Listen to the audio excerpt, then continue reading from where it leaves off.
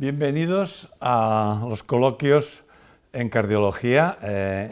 Mi nombre es Arturo Evangelista. Voy a ser el moderador de este segundo coloquio que se va a centrar esencialmente en valvulopatías y para ello vamos a utilizar la excusa de las recientes guías que se han publicado en el American Heart, American College de este año. Tengo el enorme placer de tener tres compañeros que son muy expertos en esta patología. A mi derecha está la doctora Pilar Tornos, que tengo que decir que ya desde muy jovencito fue mi adjunto cuando yo era residente y toda la vida hemos estado trabajando juntos.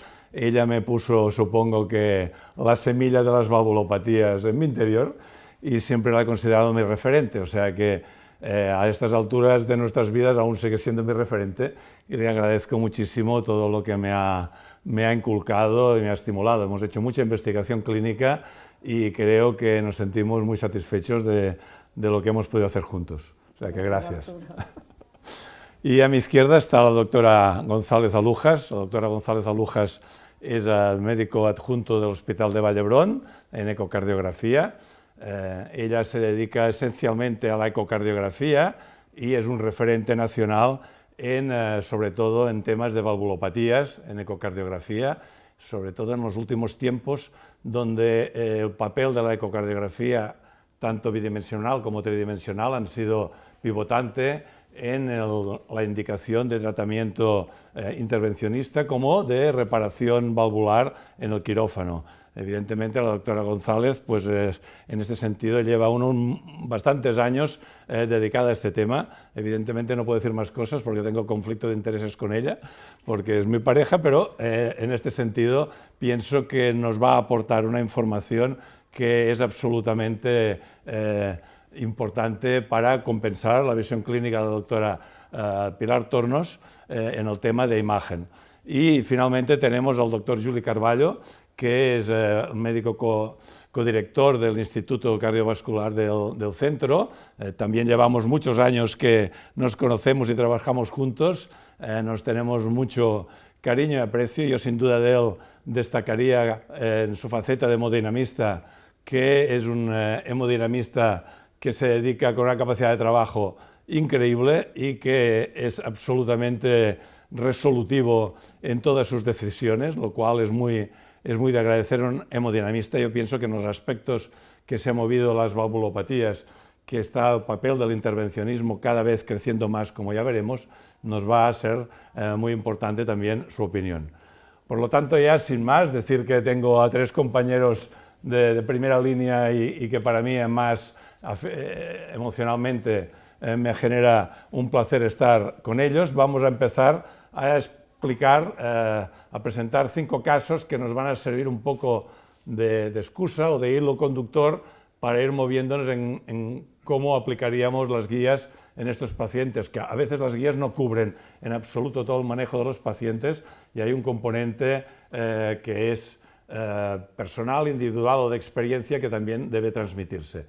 Por lo tanto, empezamos ya con el primer caso, y el primer caso se trata de un hombre de 56 años de edad, que es un típico deportista a tope, que le gustan los deportes encima de riesgo, es esquiador habitual, es un paciente que fue diagnosticado de válvula bicúspide y que tenía una aorta dilatada. Se le realizó un TAC que enseñaremos después. Hace 1 año y medio tenía la raíz de 43 milímetros y una aorta tubular de 50 milímetros. En la visita que realizó, se le hizo un eco y se evidenció que la estenosis aórtica tenía un gradiente medio de 36, era una estenosis aórtica moderada, pero la raíz aórtica era de 44, pero la tubular ya había crecido a 55 milímetros. Por lo tanto, vemos que tenemos una estenosis aórtica moderada, una raíz de 44 y una tubular de 55 por ecocardiografía. Aquí podéis ver las imágenes, veis el eco que tiene un RAFE con un calcificado, con una válvula que abre poco. Podemos ver que tenemos una estenosis aórtica moderada, como he comentado, con el gradiente de 36, una aorta ascendente dilatada en su segmento tubular, aunque la raíz no llega a 45 milímetros. Ante esto, yo pondría la primera pregunta, que la primera se la dirigiría a la doctora Tornos, se diría, con un paciente de estas características, ¿cuál sería el manejo que aconsejarías? Bueno, yo creo que es un paciente que tiene indicación de cirugía. De hecho, es un paciente, como has dicho, en el que hay una valvulopatía que no es de grado severo, pero tampoco es trivial. Tiene una estenosis aórtica en el rango ya de moderada severa. Y por otra parte, tiene una aorta que no solo ya cumple criterios de cirugía, sino que también sabemos que ha progresado de una manera relativamente rápida, desde 1 año y medio hasta aquí, pasando la aorta ascendente de 50 a 55 en poco más de 1 año. Es decir, yo pienso que sin duda hay que ofrecerle una solución quirúrgica. En cuanto a si le solicitaría un TAC o una coronariografía, si es un paciente que no tiene factores de riesgo como parece, yo pienso que le haría un TAC. Esto me gustará también conocer la opinión del doctor Carballo. Yo le haría un TAC porque además también, mira, ves la aorta, aunque en este caso ya está estudiada, y si el TAC fuera realmente claro de que no hay patología, yo creo que con esto tendría suficiente.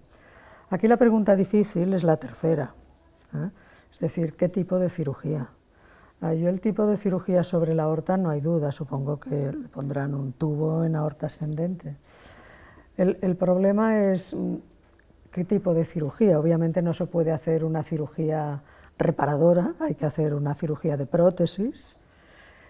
Y aquí incluso las guías actuales son difíciles, dan mucho la oportunidad que el paciente realmente escoja el tipo de válvula. En las guías antiguas de la Sociedad Europea, las que son del 2017, se decía que por debajo de 60 años se tenían que poner prótesis mecánicas siempre. Las guías, como muy bien has dicho, no son más que orientaciones. En las guías estas americanas se ha bajado el dintel, de manera que a pacientes más jóvenes ya se dice que el paciente escoja.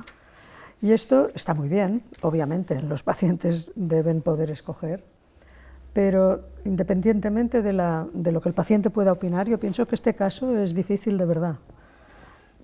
Como ahora iremos a hablar a las guías, ¿queréis decir algún aspecto de estas 3 preguntas así a priori y después pasamos a las guías? No, me parece bien lo que ha comentado la doctora Tornos.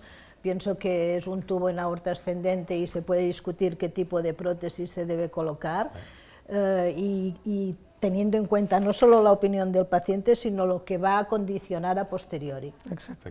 ¿Suli? Bueno, buenas tardes.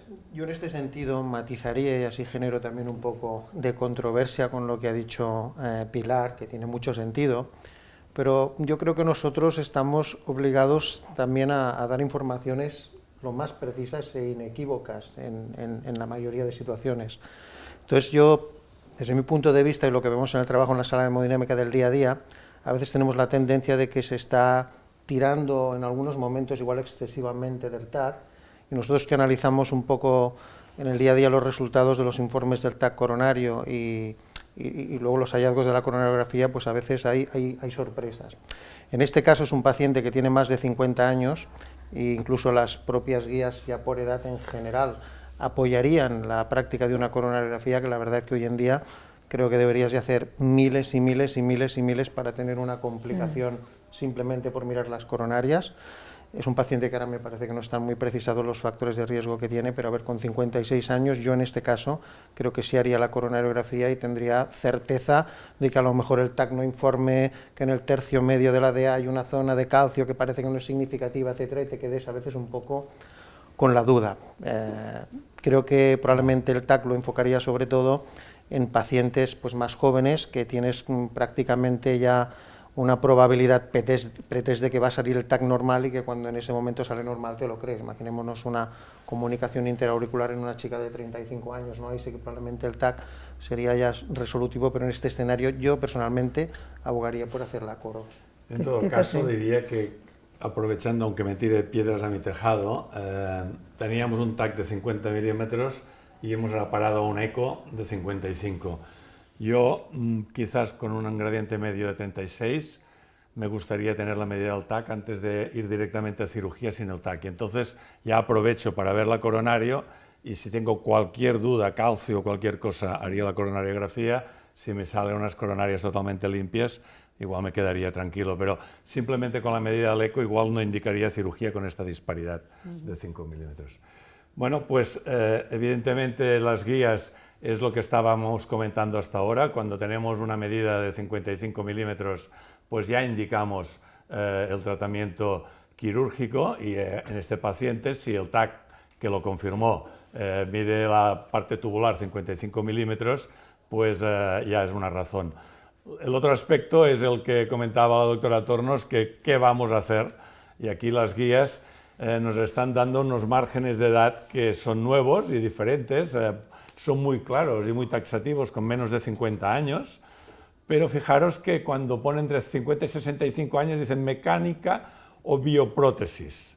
Y si lees el texto dice que ahí pues casi el valvular team tiene que discutirlo con el paciente, decirle los pros y los contras. Es decir, esto parece una ventana nueva que antes estaba, como has dicho tú muy bien, bastante cerrada porque aquí 50 años era considerada como muy prematura. Entonces, pues bueno, a partir de los 65 sí que está bien establecido que la bioprótesis puede ser una muy buena indicación, pero se ha acortado el periodo donde entra ya la bioprótesis y esto quizás hay que explicarlo muy bien al paciente.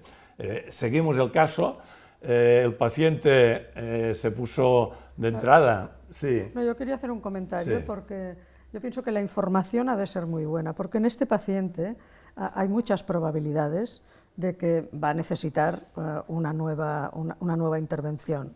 Sí. Como mínimo, si uno hace las medias de supervivencia de las bioprótesis, uno pensaría que a esta edad, con bastante probabilidad, va a tener una degeneración protésica. Y entonces es un paciente en el que una nueva intervención, teniendo un tubo en la aorta, etcétera, no es baladí. Por eso el paciente pregunta. Claro, pero entonces hay un consenso así en la comunidad cardiológica en el que, bueno, esto no es problema porque se le pondrá un valve-in-valve.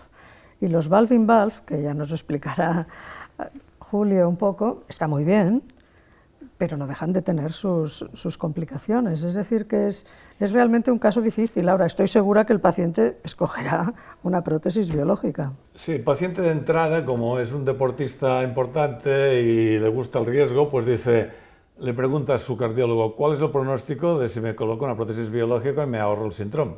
Es justamente lo que estabas diciendo. Y entonces dice, y después, pues igual resulta que me puedo poner una TAVI. Y esto sabemos que muchos pacientes nos vienen diciendo que por internet ya se lo han aprendido, de que puedo ir la biológica y después me cae la TAVI, y entonces pues esto obliga a entretenerse un poco con el paciente y decirle que no va de oca a oca esto, que entre medio se pueden perder cosas, ¿no? Y por eso el tema yo creo que es importante, es decir, vosotros en estos momentos al paciente haríais un esfuerzo de sensibilización, de decirle, si te colocas una mecánica, probablemente es para toda la vida, y lo otro puede ser que vayamos teniendo una novela por entregas.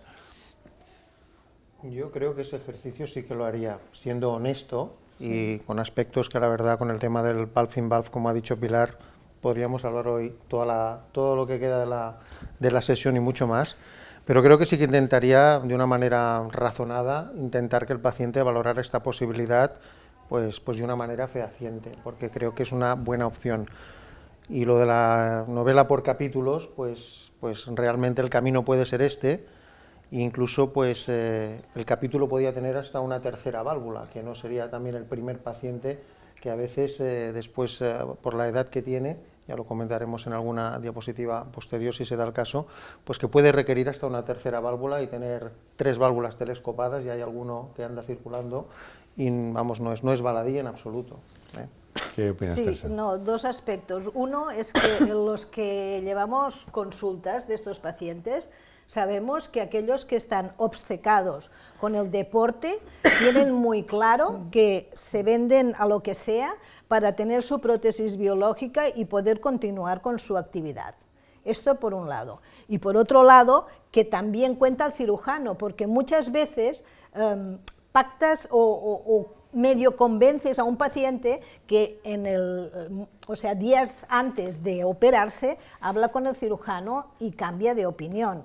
O sea, todos jugamos nuestro papel. Evidentemente, yo creo que en este caso tenemos que intentar convencer al paciente de que la solución definitiva es el tubo en aorta ascendente y la prótesis mecánica. Pero creo que la posibilidad que tenemos de conseguirlo es baja. Estoy de acuerdo totalmente. Yo también estoy de acuerdo. De todas maneras, hay que pensar que la anticoagulación en una prótesis mecánica aórtica de nueva generación requiere niveles de INR muy bajos, que no le evitan el hacer deporte. Sí, pero bueno, estoy de acuerdo con Teresa en que será imposible. La Onyx con un INR 1,5. 1,5, por eso. Sí. Bueno, seguimos para adelante y evidentemente lo que ya se podía ir insinuando, pues el paciente resulta de que de alguna forma se le va estropeando, se le va degenerando la válvula y pues al cabo de años, a los 67 años de edad, ya el paciente pues ya presenta esta prótesis que ya está degenerada, calcificada y que tiene un gradiente medio de 48.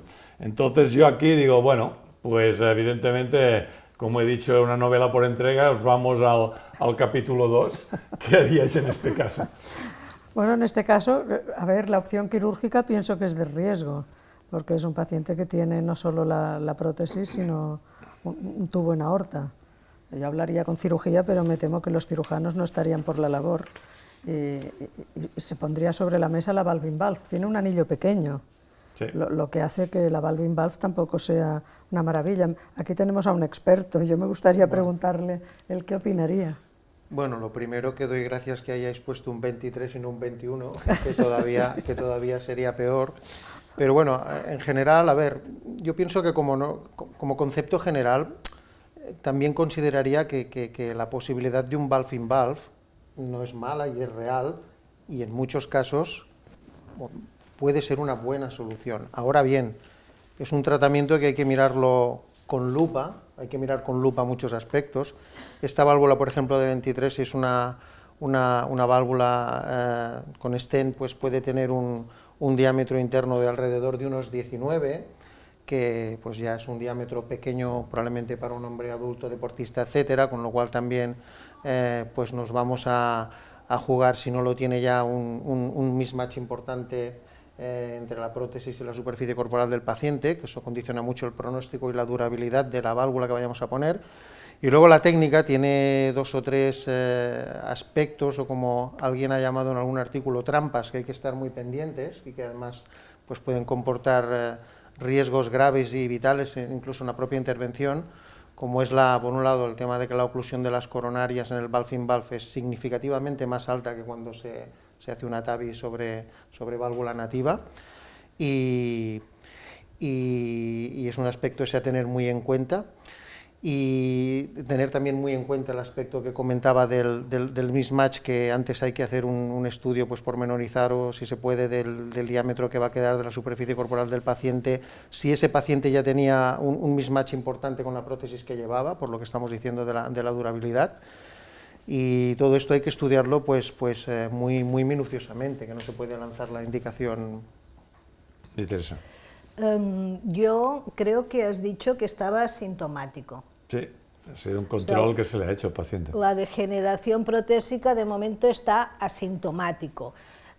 Evidentemente yo sí que estaría de acuerdo, como habéis dicho, de ponerle una valve-in-valve teniendo en cuenta que lleva un número 23, serían la 19 y la 21 la que precisaría agrandar o llegar a romper la prótesis previa para conseguir no tener mismatch. Entonces yo me aseguraría primero igual un eco de esfuerzo para ver si realmente está asintomático o si presenta hipotensión o cualquier dato que nos haga pensar que sí que vale la pena plantearle la cirugía de nuevo, y saber, pues sea por un TAC, sea por ecotransesofágico, pues qué distancia tiene entre los ostiums coronarios y la prótesis para saber el riesgo que tendría en caso de que quedara mismatch, tal como has sugerido previamente. O sea, saber con qué prótesis jugamos y si el paciente realmente está sintomático o asintomático. ¿La posibilidad de una nueva intervención quirúrgica la contemplaríais?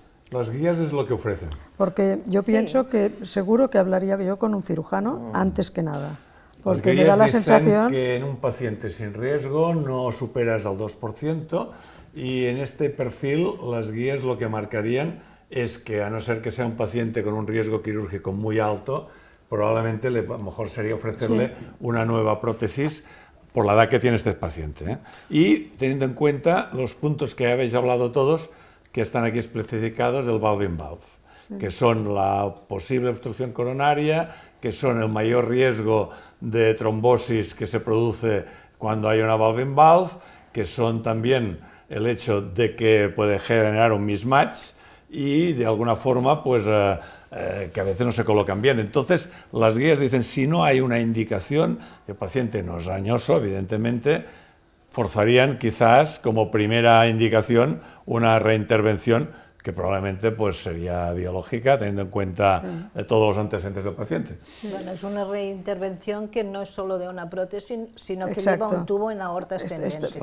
Esto es lo que lo hace más complicado. Por esto, en la decisión inicial de ponerse una biológica, este aspecto, al menos el paciente lo tenía que saber. Porque... Yo creo que la opción de comentar el caso a cirugía, si haces tú el planteamiento teórico de la TAVI, que hay que hacerlo minuciosamente, y ves que realmente hay alguno de estos aspectos en los que no tienes, dentro de las posibilidades, la certeza que puedes tener de evitar estos riesgos, sí que al menos comentar el caso a cirugía, sí que probablemente lo comentaría. El tema, por ejemplo, de las fracturas de las válvulas, que es una cosa que se puede hacer y que afortunadamente parece que tampoco comporta, parece ser grandes comorbilidades, pero no todas tampoco se pueden romper. Hemos de tener en cuenta que si finalmente se le hace una valve-in-valve, igualmente tiene la posibilidad de hacer una segunda cirugía. No habremos agotado una segunda cirugía en este paciente. No. Es decir, que si es bueno para valve-in-valve, tampoco me parece mal. Yo creo que aquí es muy importante lo que ha dicho el doctor Carballo, de saber exactamente si hay mismatch y qué gradiente le ofreces, y con el ejercicio aún más, porque si la estrategia que vayas a hacer va a generar una estenosis aórtica ligera o ligera moderada, quizás esto es perjudicar a un paciente de 67 años, ¿no? Porque es probable que este paciente necesite el tercer capítulo, que ya no vamos a poner porque este paciente termina aquí. Es decir, la discusión esencial de este caso para nosotros era el típico paciente joven, muy a menudo son bicúspides, que sabéis que hacen estenosis 15 años antes que la población que tiene una válvula trivalva, y entonces muy a menudo pues estos pacientes merecen una indicación de cirugía, pero muchos de ellos, porque pues yo llevo muchos de ellos y sé que mucha gente pues vive la vida pues con ejercicio y, como ha dicho la doctora González, a veces religiosamente, con una fe increíble, que les quitas el ejercicio y pueden hundirse psicológicamente. Entonces el tema era estos pacientes cómo se manejaban, es decir, si podíamos de alguna forma seguirles un poco la corriente para que no se derrumbaran, si forzábamos a ir a una prótesis mecánica, que hoy día hay opciones con la Onyx de ir con un bajo nivel de síndrome. Y es un tema que no está cerrado, que además está cambiando. Probablemente esta discusión hace 5 años sería totalmente diferente, probablemente en los próximos años también lo será, pero es un paciente muy real y muy frecuente, y era el motivo de la discusión y presentación de este caso.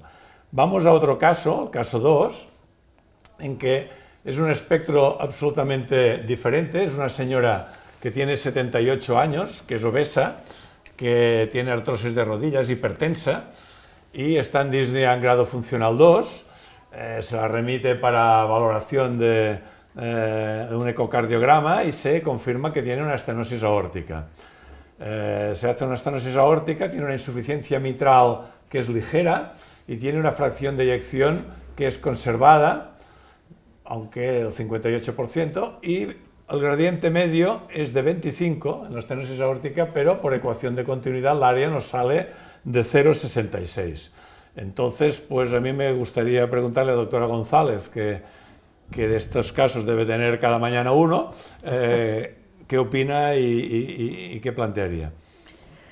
Bueno, en primer lugar, yo me imagino que la válvula nos ha sugerido, al ver la válvula, que la estenosis aórtica es severa, porque aquí por gradientes no sale, sale por área realizada por ecuación de continuidad. Si los gradientes no salen y sugieren severa, lo que es imprescindible siempre es haber tomado la tensión arterial al paciente. No sea que estemos infravalorando los gradientes, que es la medida más fuerte que tenemos para diagnosticar estenosis aórtica severa. Solo con el gradiente podríamos tener suficiente, pero en este caso no nos está casando el gradiente con el área por ecuación de continuidad, cuando presuntamente la función ventricular es normal. Bueno, yo diría obligatorio, que cuesta mucho, que en los laboratorios, cuando hay una estenosis, se debería tomar siempre la tensión arterial, pero muchas veces no se hace y es imprescindible cuando se sospecha estenosis aórtica severa para poder cuadrar pues el diagnóstico. Yo creo que sería bueno hacer una encuesta, porque yo creo que no se debe realizar en el 95% de los casos, o sea, no se hace, lo cual es muy triste, sí, pero debería hacerse. Y una cosa que ha dicho Teresa que también es fundamental es mirar la válvula, mirarla. Fijaros en este trabajo que se publicó hace años y han salido después varios, donde tenemos al paciente con una estenosis aórtica, hipertensión arterial que casi no tiene gradiente. En el momento en que normalizas la presión arterial, sale el gradiente. Por lo tanto, no podemos saber, sin controlarle la presión, si tiene el paciente un gradiente medio de 38 o puede ser más alto si baja la presión arterial. No lo sabemos porque no sabemos la presión arterial, simplemente. Igual resulta que estaba normotensa, pero era una hipertensa y no se comprobó. Está claro que hay que ver la válvula, pero está claro de que hay válvulas y válvulas. En esta válvula, te lo voy a poner fácil. ¿Qué? Bueno, esta válvula, pues, parece que tenga una estenosis aórtica moderada. Dirías que algo abre. Que algo abre. La válvula abre algo. No hay duda de que el problema de ver la válvula yo creo que es muy importante, pero que hay que tener una experiencia y que hay muchos grises. Hemos de tener en cuenta que si de los 3 velos uno solo abre, y es suficiente para que no sea severa. Está claro. Está claro. Lo que pasa es que hay casos que son intermedios, es decir, hay mucho gris en la válvula, pero es muy importante ver la válvula. Y hay otra cosa que es muy importante, que en las guías americanas, por primera vez en estas guías, cosa que no habían hecho las europeas, y veremos ahora dentro de unos meses cuando salgan las europeas si lo ponen, si algo a mí me molestaba es que el algoritmo de la estenosis aórtica empezaba por área valvular aórtica. Pues resulta que los americanos ahora han puesto válvula degenerativa que abre poco. Fantástico, porque es la realidad. Porque poner como primera cosa la ecuación de continuidad empezábamos, me acuerdo mucho, Pilar, cuando nosotros no podíamos entrar en ensayos multicéntricos porque no calculábamos el área valvular por la ecuación de continuidad. Porque nunca nos la creímos. No nos la creíamos. Al menos yo como clínico iba a vuestro laboratorio, veía a Teresa y a ti y me explicabais las grandes dificultades que hay en calcular con corrección el área valvular con el área de continuidad. Es que poner un número que te pudiéramos liar a ti y que nosotros no nos acabábamos de creer, nos fastidiaba mucho, ¿no? Entonces, yo en este sentido las guías me han gustado mucho. Sí, porque han quitado ya el número del área valvular, este 0,66, que para un clínico que igual probablemente pues no es experto en el tema le asusta y dice, ostras, estenosis aórtica severa, área 0,66, puede ser una falacia de números. Entonces es muy importante no quedarse solo con un número. Y el número más robusto, como ha dicho la doctora González, dentro de todos ellos sería el gradiente medio, a no ser que tengas una situación de bajo gasto o de hiperaflujo. Sí, yo creo que con esto que comentabais, la sensación que tenemos muchas veces es que cuando en los informes sale el área, se acrecenta la severidad de la valvulopatía muchas más veces de lo que es. Sí, sí, sí.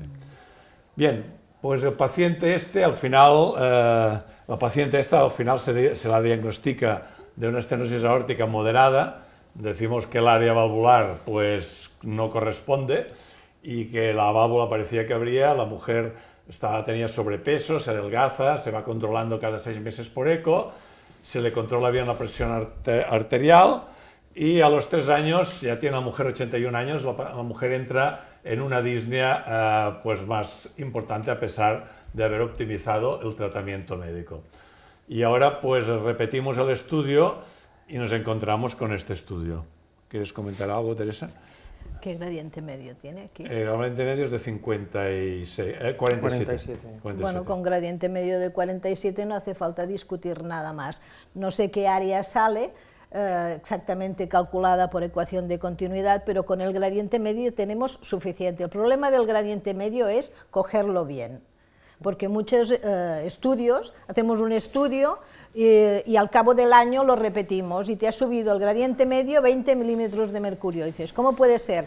Si era moderada, justa y ahora es severa. No, porque es que se tiene que hacer el estudio de forma delicada o sensible con todas las vistas para, como en este caso, se ha cogido el gradiente por paraesternal derecho, por eso nos sale la señal positiva. El paraesternal derecho no es un plano que todo el mundo coja. Bueno, aparte, como decía Pilar, si uno mira esta válvula, ya dices, si ahora te saliera aquí un gradiente medio de 25, dirías, algo pasa. Algo pasa. No puede ser, ¿no? Aquí el tema es que, ya te digo que los dos extremos son muy claros, pero los grises de en medio son los que generan problema.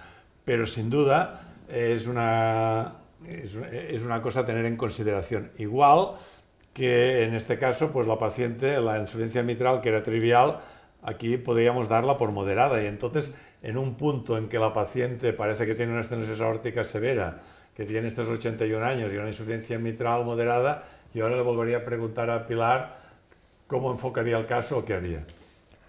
Bueno, yo pienso que en esta paciente lo que prima es la estenosis aórtica. La insuficiencia mitral, hombre, no me gusta, pero habría que ver si solventando el problema de la válvula aórtica esta insuficiencia mitral mejora. Es decir, yo me centraría en el tratamiento de la estenosis aórtica y obviamente en esta paciente consideraría una TAVI sin duda, simplemente por la edad que tiene, sin tener en cuenta otras consideraciones. Y en esto estamos contentos que hasta aquí en Cataluña se ha aceptado por el Departamento de Salud que los pacientes con más de 80 años son candidatos a TAVI per se, independientemente de si el riesgo, que si alto, bajo, ligero, moderado, o sea, más de 80 años indicación, TAVI. Y pienso que esto es lo que también reflejan las guías con mucha claridad. Yo ahora aquí le pediría al doctor Carballo que nos diga algunas cosas de los cambios que han sido casi como un ciclón desde que empezó la TAVI a donde nos hemos movido ahora. Si quieres comentar alguna cosa. Bueno, tenemos aquí unas diapositivas preparadas que ilustran lo que hemos vivido en los últimos años, que creo que en general más o menos todos lo conocemos, y es que hemos pasado de ofrecer la TAVI a pacientes inoperables, literalmente, que no se podían operar porque tienen una mortalidad por los score pues, de más de un 50% y eran rechazados para cirugía, y hemos ido pasando por los diferentes estudios a ofrecerlas primero a los pacientes de riesgo quirúrgico alto, seguidamente a los pacientes de riesgo quirúrgico intermedio, y hemos llegado hoy día a los pacientes de riesgo quirúrgico bajo, y en este punto yo diría que estamos ahora que, al margen de que se acepta ya, como comentaba ahora Pilar, de que ya unos pacientes de edad determinada, como en este caso que yo creo clarísimo que en esta paciente yo iría de todas, tendría que encontrar una razón de peso como para no ofrecerle la TAVI, aunque incluso el caso no fuera perfecto, siempre y cuando no fuera una barbaridad, ¿no? Pero en principio intentaría ofrecerle la TAVI sí o sí.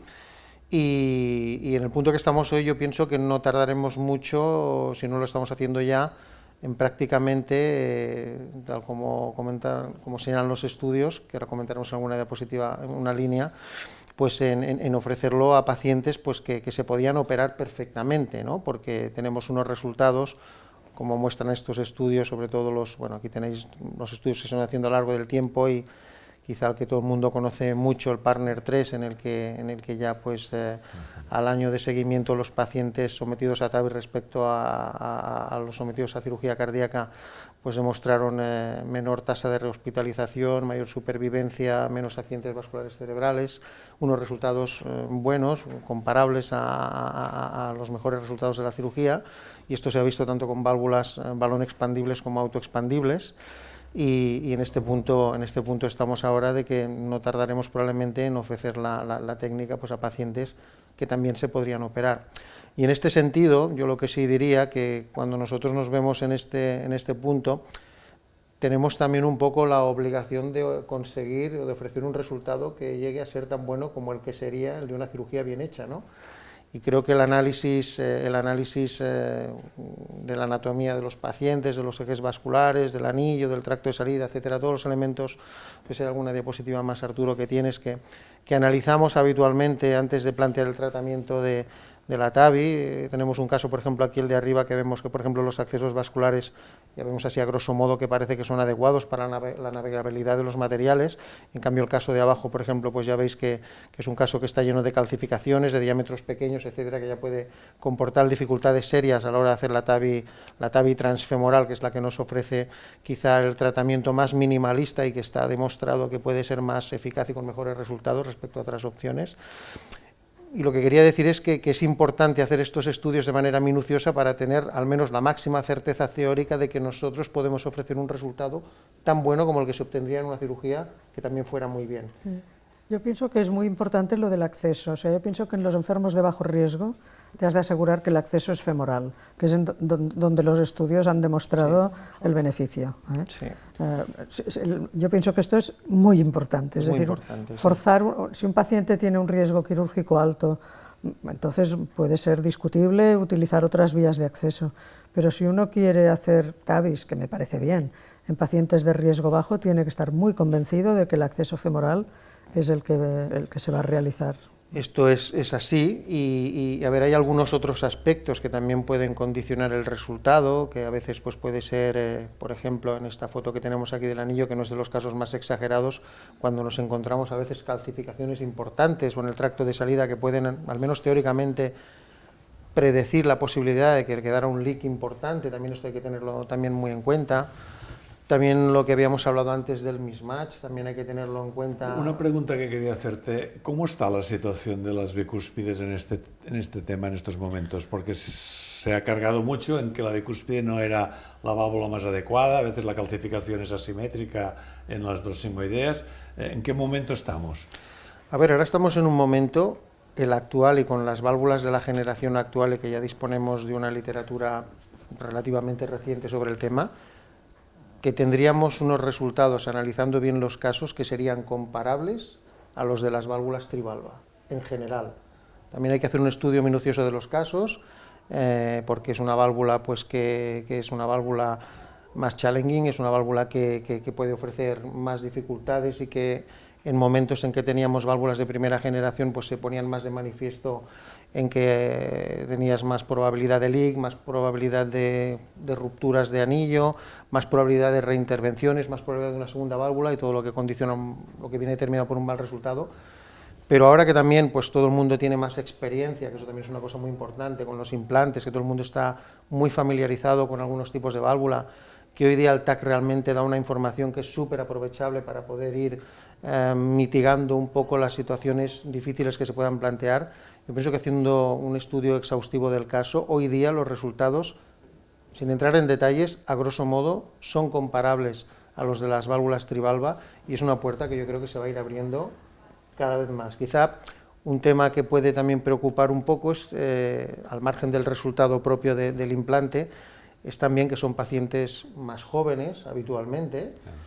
Entramos también en otro tema que ya sería el de la durabilidad también de las válvulas, cuando a lo mejor vamos a plantear un TAVI en un paciente pues como el que hablábamos antes, de 66 años, y también pues te gustaría tener un poco la certeza de que esa válvula como mínimo va a tener una durabilidad como mínimo igual o mejor de la En este sentido, esta diapositiva de dos trabajos, aparte de los dos de arriba que ya hemos comentado más o menos, que parece que la durabilidad hasta tal punto supera a la de las prótesis biológicas. A mí me han sorprendido, pero son 2 publicaciones. Bueno, pues es así, que supongo que conocéis bien estos trabajos, porque yo pienso que cuando salieron pues han tenido su impacto. Por un lado, en el primero de ellos, que es el Notion Trial, que se hizo en los países nórdicos, comparando además pacientes de bajo riesgo quirúrgico, que se aleatorizaron a la cirugía con una prótesis biológica o a la TAVI. Sin entrar mucho en detalles, lo que se vio en 6 años de seguimiento es que la degeneración protésica era significativamente menor en los pacientes que fueron sometidos a TAVI, independientemente de si se utilizó una válvula balón expandible como válvulas autoexpandibles. Hay varios aspectos que se podía entrar en explicar el por qué es así. Uno de ellos, que es muy sencillo, es que en general el área valvular que se obtiene cuando hacemos un implante de válvula transcatéter es significativamente superior a las áreas que dejan las válvulas suturadas quirúrgicamente. A partir de ahí, aparte, es una ventaja que es notable. Yo creo también que, y aquí todavía tenemos válvulas de primera generación, pero yo creo que por lo que se va viendo a medida que los tratamientos de los velos cada vez son más óptimos y cada vez van hacia un camino de prolongar más la durabilidad, pues yo creo que estamos en un escenario que seguro que va a ser prometedor en cuanto a la durabilidad de los implantes. Y aquí en este estudio de la derecha, es un estudio también que se observan los pacientes sometidos a implantación transcatéter de válvula aórtica en el Reino Unido, en un registro, que tienen la disponibilidad de la ecografía de la situación basal y de la situación a los 5 y 10 años de seguimiento de los pacientes, que es un periodo que ya es bastante significativo, entre 5 y 10 años después del implante. La conclusión a la que se llega es que solo hubo un 1% de pacientes que tuvieron una degeneración grave de la prótesis. Grave me refiero a gradientes elevados o insuficiencia aórtica grave. Y el 91% no tuvieron ni degeneración moderada. Son resultados que yo creo que son muy alentadores y que probablemente van a favorecer el hecho de ir proponiendo poco a poco los implantes, incluso en pacientes pues un poquito más jóvenes y de riesgo bajo. Seguro. Muy bien, yo pienso que realmente el tema de la TAVI ha quedado muy bien expuesto. Yo creo que vale la pena centrarnos un poco porque es probablemente una revolución que hemos vivido nuestra generación en un paradigma de tratamiento clásico de cirugía. Nos estamos encontrando de que probablemente pues el tema es que vamos a ver en qué casos no vamos a colocar la TAVI con los años, porque esto está modificando totalmente. Además, yo creo que la industria, una vez ha visto las opciones que tiene y cómo se va haciendo, ya no va a parar, nos va a ofrecer cada vez más y mejor, con lo cual, bueno, pues es lo que has comentado de que en los últimos 5 o 10 años el manejo de la estenosis aórtica ha sido un cambio absoluto. Vámonos ahora a otra válvula, vamos a la válvula mitral, porque nos podíamos pasar toda la sesión con la aórtica, pero hay otras válvulas, entonces vamos a centrarnos ahora en la válvula mitral. Se presenta una paciente de 52 años de edad, tratada hace 10 años con radioterapia por una neoplasia de mama. Ha presentado episodio de fibrilación auricular paroxística, se hizo un eco, se evidenció en este eco que tenía una rotura de cuerdas con una IM severa y con un ventrículo que no estaba dilatado, una fracción de eyección del 62%, no había hipertensión pulmonar y la aurícula izquierda estaba mínimamente dilatada, estaba en grado funcional 1. Este fue el estudio transesofágico que se realizó, que si lo quieres comentar, Teresa. Bueno, esta es una insuficiencia mitral severa que afecta fundamentalmente al segmento P2 del velo posterior mitral, que es el más fácil de reparar. Es ruptura de cuerdas y esto tiene importancia desde el punto de vista de la indicación. Claro, tenemos una paciente que ha recibido radioterapia. Si no fuera de esto, por la radioterapia previa, el hecho de que haya hecho fibrilación auricular paroxística ya me haría pensar en la posibilidad de que teniendo en cuenta que es una válvula fácilmente reparable, se le podría plantear la cirugía.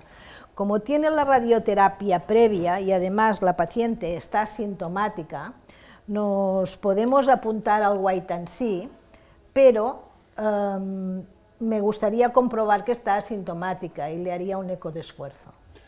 Por otra parte, veo que se ha iniciado tratamiento anticoagulante y se ha también dado antiarrítmico para intentar que no hiciera más episodios de esto. Respecto a la anticoagulación en las valvulopatías, ¿podrías decir alguna cosa? Bueno, yo pienso que ahora, por suerte, el tema está claro. Durante muchos años hubo una enorme confusión porque se decía que todos los pacientes valvulares estaban excluidos de los anticoagulantes nuevos, ¿no?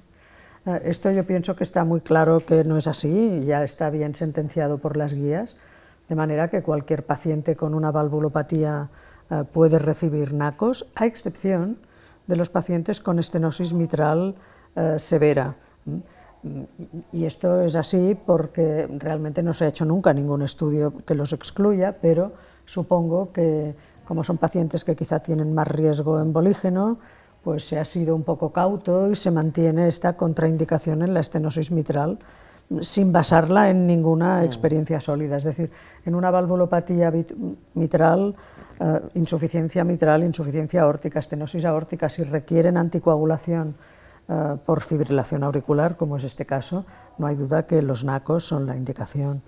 Y con las prótesis, pues también ha habido cambios, porque hoy en día una prótesis biológica está perfectamente aceptado que puede ser tratada con NACOS y únicamente las prótesis mecánicas pues no se dan y me temo que no se darán. Hay un porque ensayo en marcha, pero ya veremos, porque prótesis, fue una pena que hubo un primer ensayo clínico que yo creo que se paró muy pronto y que probablemente no se hizo en el mejor de los momentos, porque escogieron a los pacientes justo en el postoperatorio inmediato, pero salió negativo y nadie va por ahora a tener el esfuerzo de hacer un estudio en pacientes con prótesis mecánicas. Hay un ensayo en marcha con las nuevas prótesis, pues, pero ya bueno, veremos. pues me alegraría porque pienso que fue una decisión que ha dejado a muchos pacientes que se podían beneficiar sin ellos.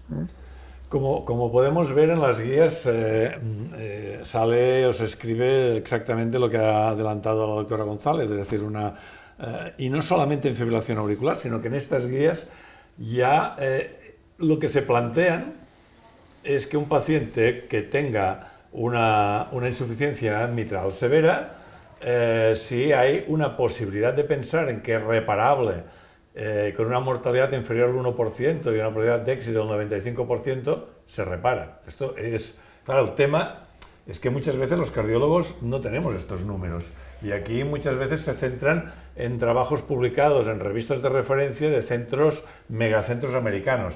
Entonces, claro, un poco de sensatez hay que tener y también hay que individualizar al paciente, pero las guías lo plasman así. Las guías lo plasman así, de hecho las guías europeas ya lo plasmaban así, las guías del 2017.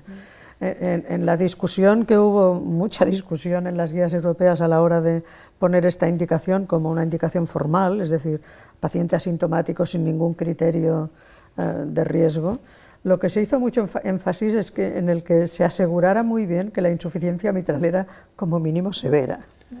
Y por esto en las guías se hablaba de que hubiera una aurícula izquierda un poco dilatada, que no porque sí, sino por asegurar que estábamos tratando algo que al menos tenía entidad. Es que, y yo no quería poner mucha cuña aquí, pero sí que me gustaría saber, porque claro, nosotros al final pensaremos que somos, no sé si herejes o heterodoxos o lo que sea, pero claro, tú ten en cuenta que igual que las guías antes en la estenosis aórtica empezaban por el área valvular de ecuación de continuidad, las guías lo que intentan siempre es ser fisiológicas y lógicas, aunque a veces no tienen nada de prácticas. Entonces, aquí fíjate que se define la insuficiencia mitral severa por una serie de parámetros que a veces está en la derecha, que son el ORE y que son el volumen regurgitante. Entonces, a mí me gustaría saber tu opinión, Teresa, respecto a la solidez de centrar toda la cascada de decisiones en el ORE y en el volumen regurgitante. Bueno, nosotros el lore no lo calculamos nunca. Y el volumen regurgitante tampoco. Suerte que no nos oyen los de la Mayo Clinic, porque si no nos pegarían bronca.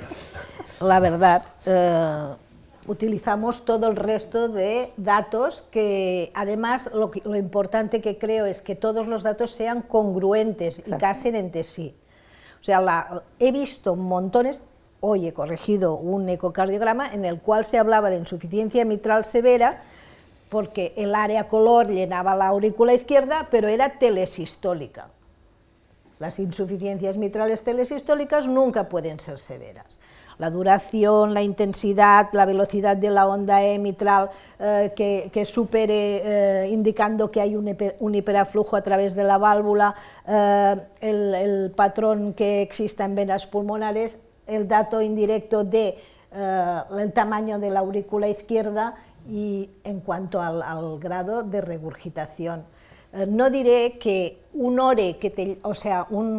área de PISA que te llame mucho la atención no cuente, claro que cuenta, pero todo el resto de datos cuentan que si están entre ellos de acuerdo, yo creo que más. Bueno, en que este sentido, repito que somos herejes porque las guías son para llevarlas a cabo, pero quizás en el mundo real no todo el mundo tiene un nivel de hacer unos pisos y unos ores tan fantásticos, nosotros somos más malos. Un aspecto, en este caso en particular, y es que cuando hay cuerdas rotas de primer orden, que implican eversión del velo hacia aurícula izquierda, la insuficiencia mitral es severa siempre. Exacto. Evidentemente, la paciente estaba sintomática, la fibrilación auricular fue paroxística, lo de la radioterapia nos dejó un poco así, el cirujano no estaba por la labor de operarla, la paciente al final se siguió. A los 2 años la paciente seguía en grado 1, pero repetía episodios de fibrilación auricular y el eco de control empezó a evidenciar que el ventrículo ya se estaba dilatando, ya 59, la fracción de eyección ya había bajado por debajo de 60 y la insuficiencia mitral era severa. Entonces, en estos momentos, quizás, no sé qué opináis, pero yo creo que ya entretenerse es un problema, pero si la cirugía no le gusta al cirujano por la radioterapia, ¿qué le ofrecerías?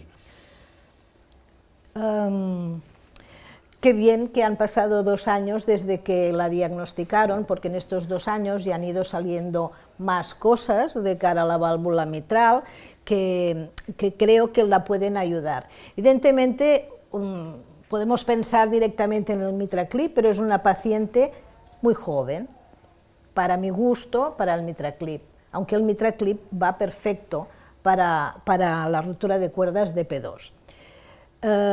En este caso, el plantear unas cuerdas protésicas transapicales que implican únicamente el acceso transapical, yo creo que puede ser una muy buena solución. ¿Esto se hace en quirófano? Esto se hace en quirófano, dirigido por ecocardiograma transesofágico. O sea, el cirujano está mirando en una pantalla las imágenes del transesofágico, se colocan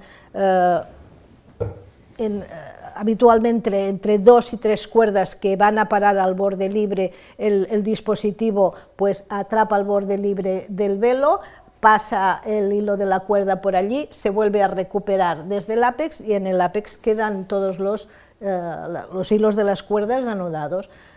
Se tira desde el ápex hasta que la imagen del transesofágico dice es bueno, has tirado lo suficiente para corregir del todo la insuficiencia mitral. En este caso parece que es lo que hicisteis, ¿no? Sí, la imagen de la izquierda es, al empezar el procedimiento, podemos ver pues la cuerda rota como entra en la aurícula izquierda y la insuficiencia mitral con efecto Coanda que va dirigida a la pared anterior de la aurícula, y en la imagen de la derecha podéis ver como ya está corregido, no hay insuficiencia mitral, la posición de los velos es correcta y se ha podido pues corregir la valvulopatía. Decir que esta técnica no se puede aplicar absolutamente a todos los pacientes, se requiere una longitud de los velos determinada, una característica de calidad de los velos, etcétera, que lo que obliga es que el laboratorio de ecocardiografía influya en los informes para tener todos los datos y permitir decidir qué tipo de tratamiento es el mejor en cada paciente cuando se plantea intervencionismo. Perfecto. Por cuestiones de tiempo seguimos con la insuficiencia mitral, pero vamos a otro espectro de la insuficiencia mitral. Realmente estos datos demuestran de que estamos en una pendiente acelerada donde las cosas cambian, y esto mismo pues, es un dato más de cambios que se pueden ir produciendo en un futuro. Vámonos ahora a otra paciente.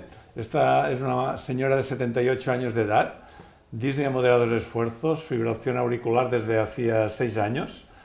Con un eco se había sugerido posible cardiopatía hipertensiva, una dilatación ventricular. La señora no era bajita, el diámetro ya era suficientemente grande, 60. La fracción de eyección 51, por un FA entre 45 y 51. Aurícula izquierda moderadamente dilatada. Y encima, al cabo de 3 años, precisa una implantación de un marcapasos. Sea por esto, o sea por la evolución natural de su enfermedad, la paciente aumenta su disnea y se repite el eco ahora.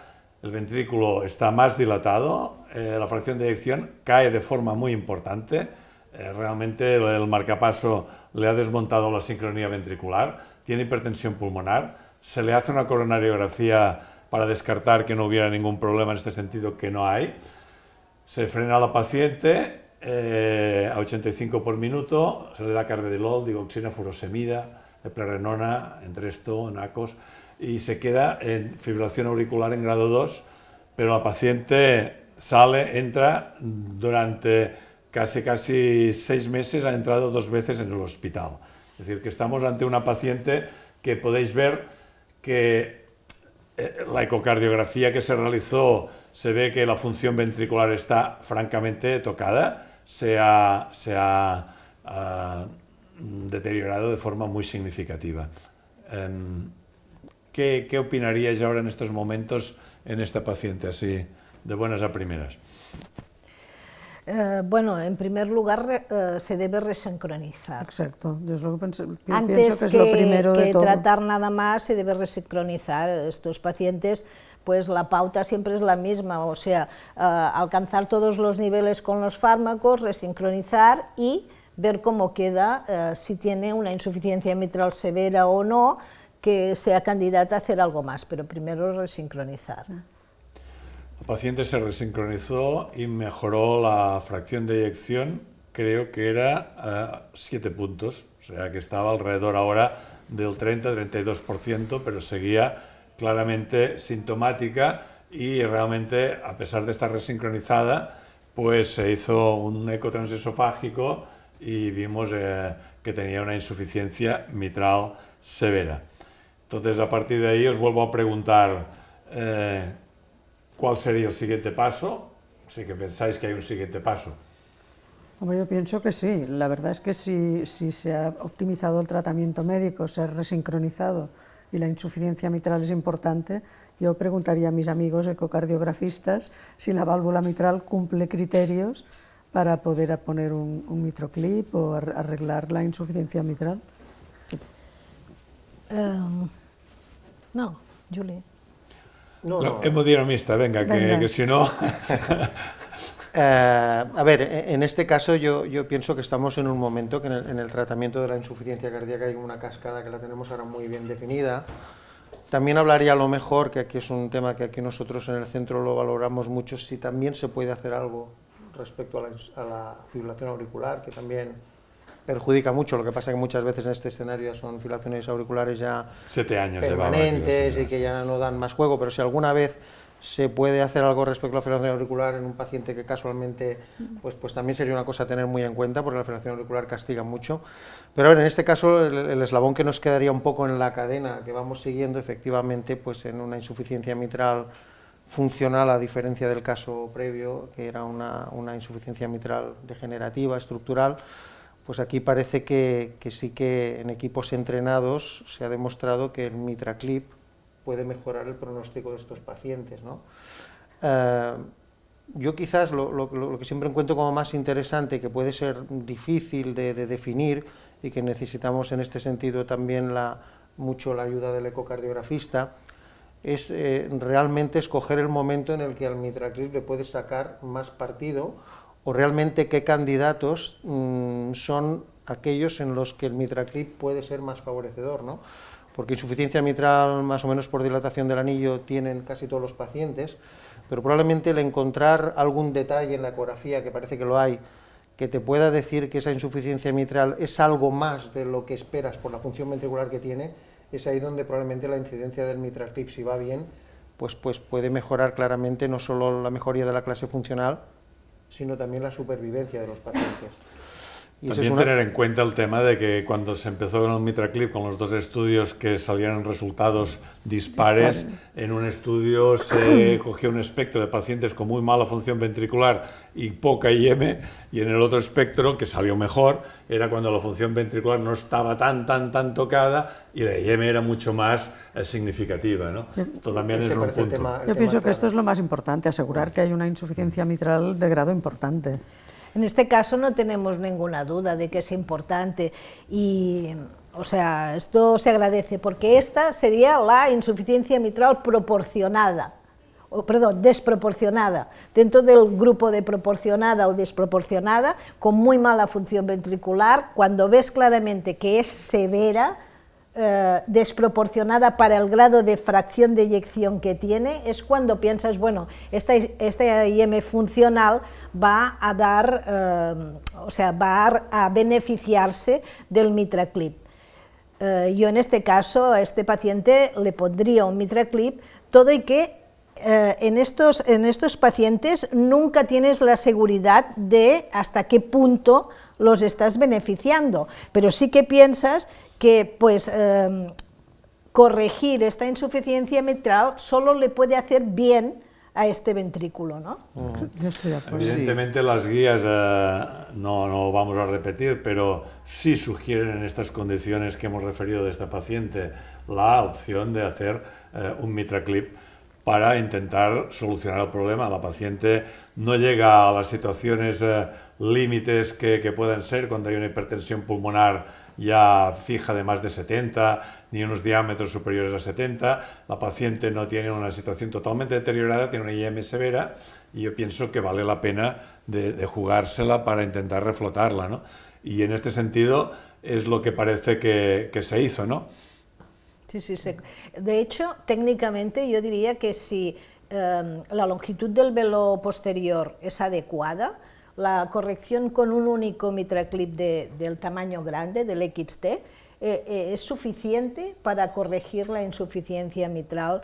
A lo mejor te puede quedar una insuficiencia mitral ligera, pero que no tiene mayor trascendencia y que es lo que puede beneficiar al paciente.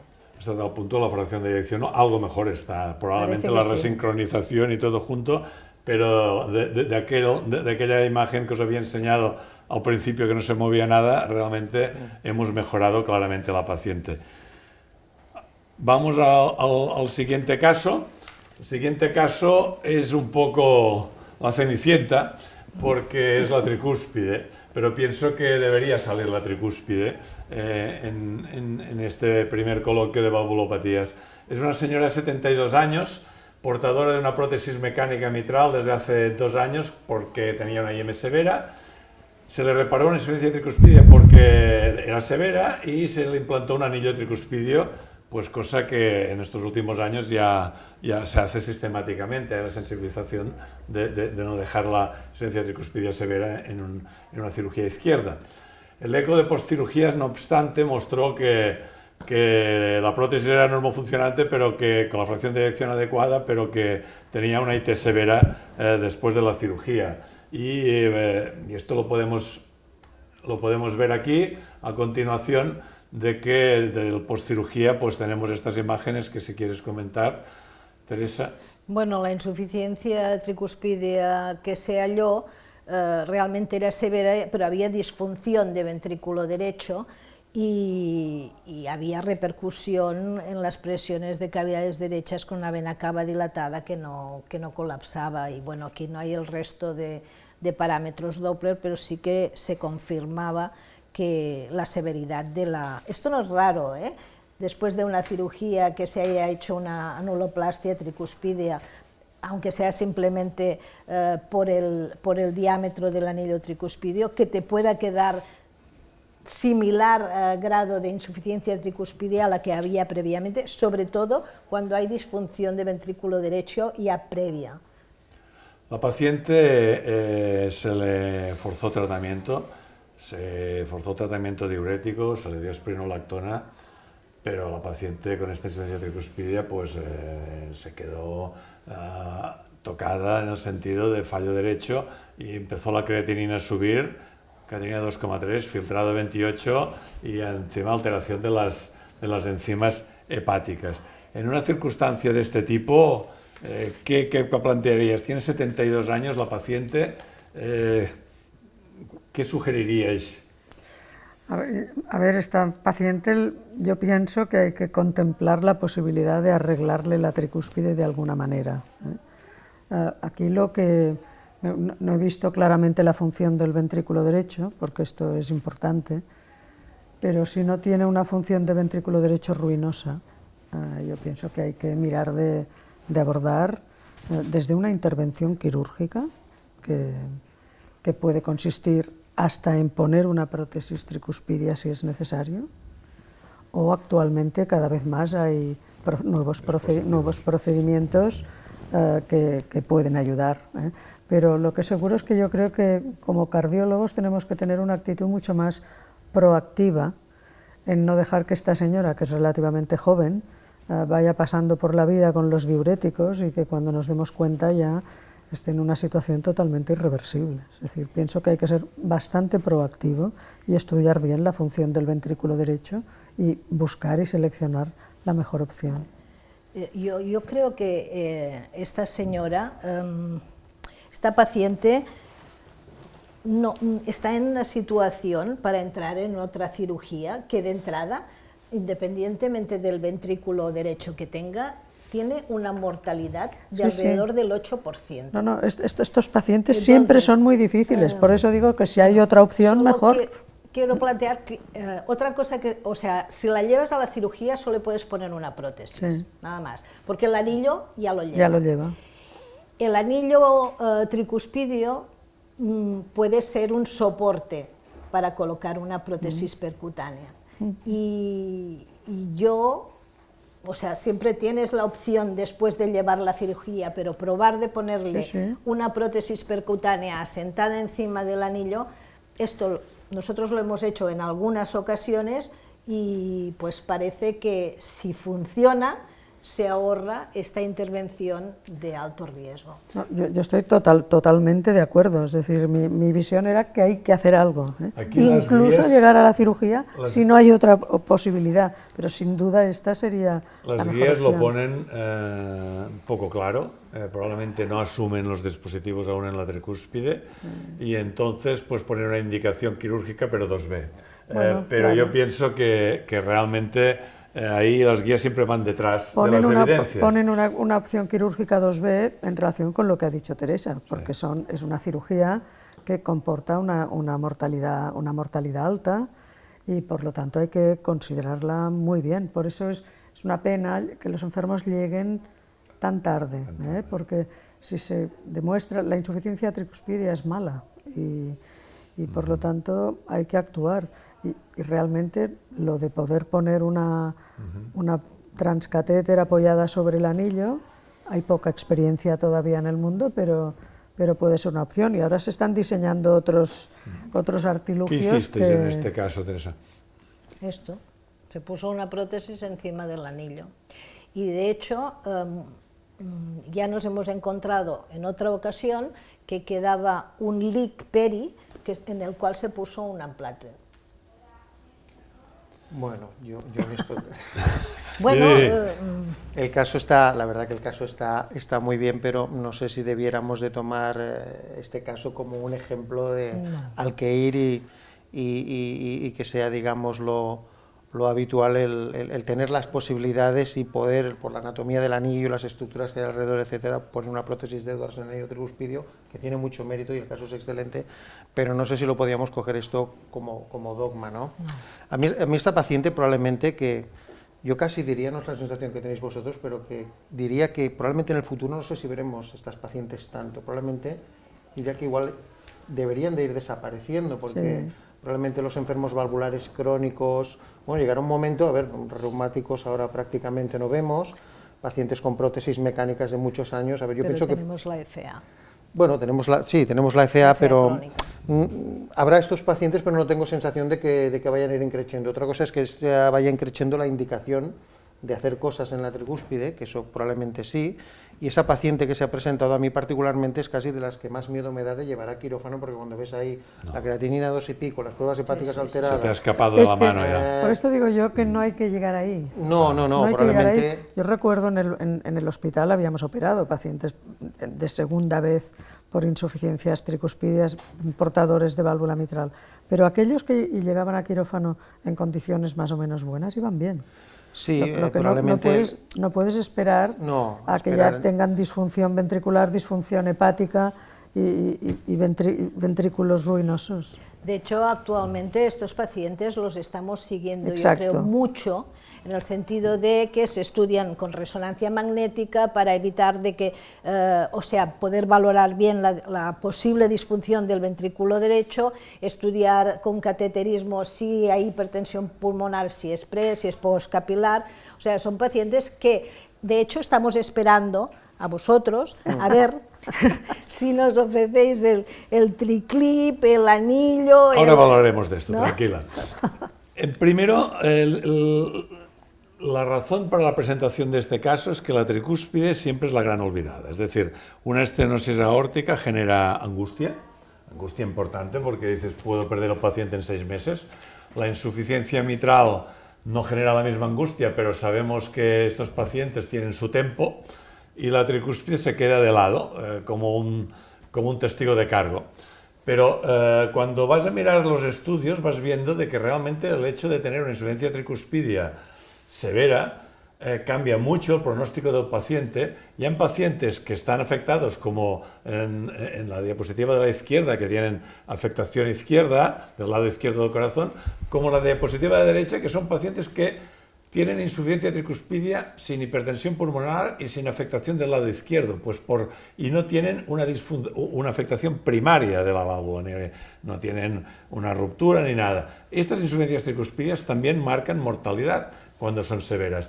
Por lo tanto, yo creo que el hecho de que vayan sinuosamente afectando al cuerpo, al ventrículo derecho, al hígado, al riñón, etcétera, etcétera, pero lo van haciendo sinuosamente sin notarse como la valvulopatía izquierda, es la que nos lleva al final a que estos pacientes se nos quemen, y cuando queremos reaccionar hemos llegado tarde. Entonces yo aquí es lo que le preguntaría al doctor Carballo, las opciones de futuro que tenemos entre todo esto.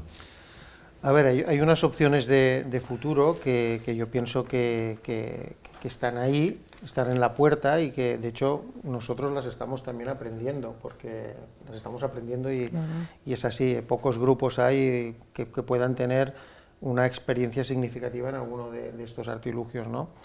Aquí, por ejemplo, en la diapositiva, y a lo mejor estableciendo lo que podría ser una cronología del uso de estos artilugios, atendiendo al momento en el que te encuentras al paciente con la insuficiencia tricuspidia, probablemente una primera opción, y aquí nombro al doctor Asmarats y al grupo doctor Azamendi, que realmente están trabajando bastante este tema, porque tienen un artículo que el que tenga interés de 50 páginas en un JACC en el que se describen todos estos dispositivos, las técnicas de imagen para guiar la implantación, etcétera, etcétera, que realmente ha sido un trabajo de chinos, pero que es un atlas magnífico como para tener una primera aproximación a todo este tema. Pero bueno, lo que decía, desde un punto de vista cronológico, probablemente en la foto del medio, en la que vemos una especie de una especie de banda, que es el cardioband de Edwards, para fruncir el anillo, probablemente podía ser a lo mejor una primera opción a contemplar en pacientes que comiencen a tener pues una dilatación del anillo tricuspídeo con la subsiguiente insuficiencia tricuspídea. En fases en que este anillo está un poquito más dilatado, y es en lo que yo diría que ahora los grupos están adquiriendo más experiencia debido a la que se ha adquirido también con el tema del MitraClip, es en mirar de coaptar los velos, que además podría hacerse incluso de manera coadyuvante a la reducción del anillo, que es el tema del triclip, y con el tema del triclip aquí sí que disponemos ya de datos en la literatura de un estudio que ha evaluado el tratar estos pacientes reduciendo la insuficiencia tricuspídea en un momento que estaban de clase funcional avanzada, bien tratados, etcétera, y que parece que mejora la clase funcional de los pacientes al año, mejoran la calidad de vida, reducen la insuficiencia tricuspídea y, lo que es más importante, mejoran incluso el remodelado ventricular derecho y la función ventricular. Es una cosa importante y parece que los resultados tienen una durabilidad al año. Me estoy refiriendo al Triluminate, que está publicado y es fácil de acceder en un Lancet. Y probablemente ahora yo diría que los grupos lo que están trabajando más por la familiaridad que tienen y porque puede ser una buena alternativa, sobre todo en pacientes en que no lleguemos ya a fases ultra avanzadas de este proceso, es el tema de mejorar la coaptación con el triclip. Que a ver, que es un procedimiento, que aunque lo hablemos así, que no es una tontería, que es complicado. Teresa, sabes que a veces pues el transesofágico a veces ayuda menos de lo que uno quisiera, incluso menos que en el lado izquierdo, que a veces tienes que echar mano también del eco transtorácico, que no se ve bien, que si la separación del velo septal y del anterior son grandes puede ser difícil, y bueno, no es sencillo, ¿eh? Y bueno, ya en estadios más avanzados, en los que puede ser incluso difícil intentar con un dispositivo triclip el coaptar los velos, tenemos lo que serían las válvulas, la válvula ortotópica y las heterotópicas. Las heterotópicas son válvulas como, bueno, esta especie de stents alargados que tenemos aquí hacia la mitad a la derecha, concretamente es una válvula tricento, y abajo estas dos válvulas que van separadas, que son el tric valve, que de hecho se coloca una en la cava superior y en la cava inferior, que a ver, estos dispositivos no corrigen la insuficiencia tricuspídea, pero lo que hacen es valvular la onda sistólica que reciben estos pacientes en las cavas y en las suprahepáticas, pues eso, poniendo un dispositivo valvular pues que actúa a estos niveles, ¿no? Con lo cual, teóricamente, la sobrecarga de volumen que tiene la aurícula derecha y el ventrículo derecho no se suelen modificar mucho. Lo que pasa que, bueno, los datos que tenemos un poco de la eficacia, no hay mucha experiencia, parece que sí que parece que estos dispositivos en estos pacientes en fase realmente avanzada pues podían llegar a mejorar un poquito los síntomas, la clase funcional, el uso de diuréticos, etcétera. Y teníamos en última instancia una válvula, que en este caso la que había era una válvula autoexpandible, no era una Edwards, que está destinada también para colocar en posición tricuspídea, concretamente esta es una válvula que necesita ya para la implantación por vía transyugular o transauricular, son 42 French, y que es la válvula Gate, y que bueno, sería también una opción a contemplar, pues de implantar una válvula, en este caso ortotópica, con el funcionalismo que se espera de corregir la disfunción que tiene la tricúspide. Pero bueno, como decía, que la experiencia que hay es poca. Imaginaos el colocar este anillo del cardioband, que es la primera opción que he comentado, pues parece que un procedimiento de estos puede llevar ya de entrada 4 o 5 horas, el fruncir el anillo tricúspide, os podéis imaginar. Son procedimientos complicados, que estamos en un momento muy inicial. Y en esta última diapositiva que enseñabas, Arturo, pues esta es una diapositiva que hace referencia a este estudio, que yo diría lo que tenemos nosotros ahora como más familiar y más a mano, y que los equipos pueden estar un poquito más entrenados, que es con el tema del triclip. Y que en principio pues parece que sí que en equipos experimentados se puede lograr reducir significativamente la insuficiencia tricuspídea a grados ligeros o moderados, y que además probablemente debido a esta mejoría que experimenta o que puede experimentar la función ventricular, esto condiciona que incluso al año de seguimiento tengamos más pacientes que tienen insuficiencias ligeras o moderadas, pero no tan importantes como teníamos al principio. Y esta diría que es la opción ahora que probablemente los grupos están trabajando más porque está más a mano y hay más experiencia dentro de que, a ver, que tiene su dificultad. Dime. Por alusiones, respecto a la imagen para el triclip, realmente es muy importante, de manera que te pueden rechazar un caso para colocación de triclip si el transesofágico no ofrece buenos planos para acceder a su colocación. O sea que sí, realmente, aunque también se ha de decir, estamos aprendiendo mucho. Sí, bueno, claro. yo creo que estamos ya en tiempo, o quisiera comentar algunas preguntas que me han llegado, que son pocas, y muy centradas en TAVE, por cierto, pero para al menos complacer a algunos tertulianos que están aquí pues enviando preguntas. Me han preguntado lo de la bicúspide, pero ya se ha contestado. El riesgo de accidente vascular cerebral en las TAVIs. Bueno, precisamente las válvulas bicúspides lo tendrían incrementado respecto a hacer una TAVI en válvula nativa, y precisamente también en las valve-in-valve también está incrementado. Yo creo que hoy día, en principio, como general diría que es un riesgo que está alrededor o por debajo del 1% y puede estar un poquito más incrementado en estos escenarios. También hoy día disponemos de algunos dispositivos que los hemos utilizado alguna vez, de protección de troncos supraórticos. Ahora concretamente hay dos, que aquí uno ya lo hemos utilizado algunas veces y hay otro más que también ahora va a comenzar a circular, pues que son como una especie de mallita, bueno, el Sentinel es uno de ellos, por ejemplo, una especie de mallitas que se colocan, incluso el Sentinel por vía radial, tapando la entrada de posibles migración de material trombótico, partículas de calcio, etcétera, a la entrada de troncos supraórticos para disminuir los embolismos, y que a lo mejor en estos casos que comentábamos pues pueden llegar a sentar indicación de utilizarlos sistemáticamente en algunos escenarios. Después no sé si el que pregunta es un cirujano, pero dice la incidencia de marcapasos. A ver, la incidencia de marcapasos, bueno, depende también de la válvula que pongas y de cómo se ponga.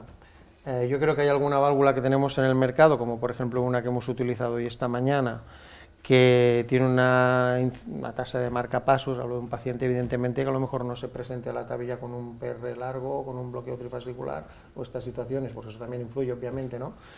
Pero con una buena válvula para este tema de que realmente pues protuya un poco en el tracto de salida, donde puede estar alrededor de un 5%, y hay otras válvulas que normalmente incluso cuanto más sistemas llevan para evitar el leak, más a veces condicionan la aparición de bloqueos, pues a lo mejor pueden estar entre un 10 y un 15%.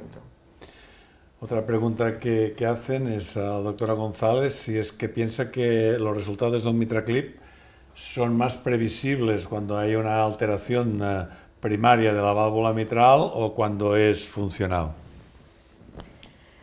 En ambos casos son previsibles dependiendo de la anatomía basal del paciente. O sea, los casos primarios, las rupturas de cuerdas, lo que no puede escoger son casos en que esté afectadas las comisuras, los segmentos medios van perfectos y las funcionales van bien.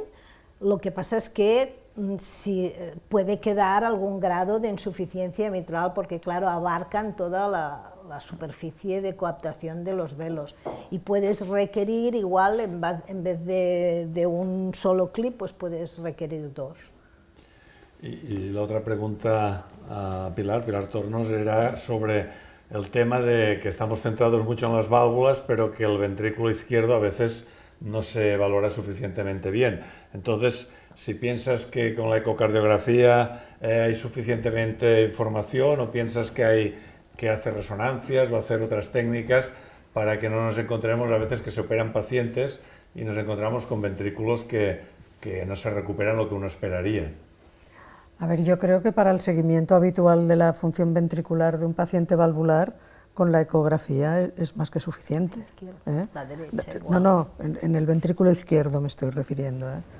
Difícilmente vamos a precisar una resonancia que se puede utilizar para valorar lesiones regurgitantes, se puede utilizar, pero yo considero que no es imprescindible, ni mucho menos. Es decir, en el ventrículo izquierdo un seguimiento ecocardiográfico regular es más que suficiente. En el ventrículo derecho es otra cosa. Y en el ventrículo la pregunta derecho, puede sí. ser que también tenga su interés, porque en investigación ahora, con la resonancia magnética, se ha puesto muy de moda la fibrosis, el T1 y el T2 el mapping, T1 con la y el fibrosis. T2 no. Como clásicamente nosotros nos hemos encontrado que no diría porcentaje, pero igual un 10% de pacientes no recuperan la función que uno esperaría, no sabes si a veces simplemente la fracción de eyección y el volumen nos cuela cosas que no sabemos. Yo estoy de acuerdo y pienso que es un tema de investigación importante y muy interesante, pero de momento para tomar decisiones prácticas sobre los pacientes, yo pienso que de momento no es necesario. Yo pienso que esto casa un poco cuando tenemos un ventrículo desproporcionado a la severidad con el grado, por ejemplo, de Exactamente. regurgitación de una válvula, y tenemos la impresión de que tenemos una miocardiopatía que tiene una insuficiencia aórtica, una insuficiencia mitral que no justifican este ventrículo. Entonces sí, le haría una resonancia para ver si tiene... Esto tienes toda la razón, y no son casos infrecuentes. Ver Hay ventrículos... Perfecto, pues con esto damos por acabado este coloquio. Yo creo que quedaría para muchísimo más. Sin duda, lo único que se me ocurre es decir, pues que no sé, pero el año que viene podemos hacer otro coloquio sobre valvulopatías, porque seguro que nos hemos dejado muchas cosas en el tintero. Saldrán las guías europeas dentro de unos meses, que tendrán también sus singularidades y que lo podremos discutir. Yo pienso que los tres expertos nos han dado una visión absolutamente complementaria de alto nivel, discutiendo los 5 casos que hemos puesto, y espero que les haya gustado. Y en este sentido, pues me gustaría acabar esta charla diciendo de que en valvulopatías el horizonte va cambiando muy rápidamente, y lo que hace muy pocos años era el horizonte es otro horizonte. Yo creo que cada año vamos cambiando el horizonte de una forma exagerada, y esto probablemente es bueno para el paciente, porque de alguna forma le damos otras oportunidades y no vamos siguiendo tanto la historia natural de las enfermedades, sino que nos vamos adelantando a veces a ellas. Por lo tanto, me parece que la conclusión final es decir, vamos modificando el horizonte de las valvulopatías de una forma más bien acelerada. Antes de acabar, recordarles de que en septiembre pues tendremos un nuevo coloquio que esta vez irá centrado esencialmente sobre insuficiencia cardíaca, tanto en disfunción sistólica como en disfunción diastólica. Espero que les haya gustado este coloquio. Yo personalmente he disfrutado mucho, y agradeceros a los tres pues las excelentes charlas que habéis dado, en el sentido de que vuestras intervenciones han sido muy claras, no han generado demasiadas dudas, y nos han servido muchos para aprender estas zonas grises que a veces las guías no acaban de cubrir. Muchas gracias. Muchas gracias.